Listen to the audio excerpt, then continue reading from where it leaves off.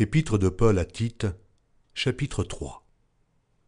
Rappelle-leur d'être soumis aux magistrats et aux autorités, d'obéir, d'être prêts à toute bonne œuvre, de n'obéir de personne, d'être pacifique, modéré, plein de douceur envers tous les hommes. Car nous aussi nous étions autrefois insensés, désobéissants, égarés, asservis à toute espèce de convoitise et de volupté, vivant dans la méchanceté et dans l'envie, dignes d'être haïs, et nous haïssant les uns les autres.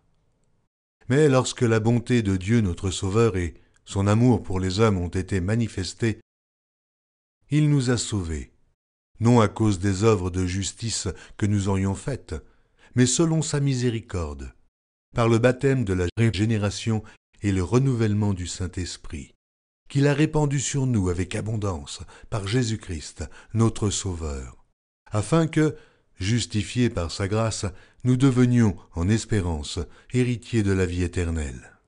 Cette parole est certaine, et je veux que tu affirmes ces choses, afin que ceux qui ont cru en Dieu s'appliquent à pratiquer de bonnes œuvres. Voilà ce qui est bon et utile aux hommes. Mais évite les discussions folles, les généalogies, les querelles, les disputes relatives à la loi, car elles sont inutiles et vaines. Éloigne de toi, après un premier et un second avertissement, celui qui provoque des divisions, sachant qu'un homme de cette espèce est perverti, et qu'il pêche en se condamnant lui-même. Lorsque je t'enverrai Artémas ou Tychique, hâte-toi de venir me rejoindre à Nicopolis, car c'est là que j'ai résolu de passer l'hiver. Aie soin de pourvoir au voyage de Zénas, le docteur de la loi, et d'Apollos, en sorte que rien ne leur manque.